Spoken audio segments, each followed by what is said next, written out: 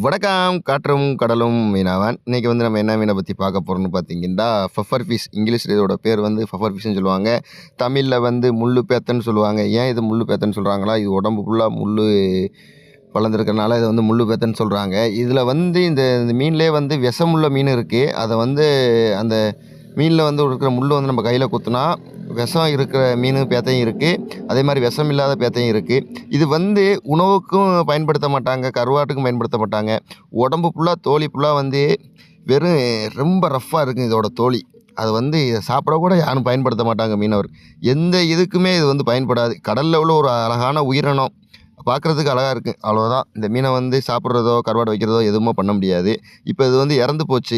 என்ன காரணம்னு தெரில. இறந்து போய் கரை ஒதுங்கி கிடந்துச்சு. அதை எடுத்து உங்களுக்கு வீடியோ போட்டிருக்கேன்.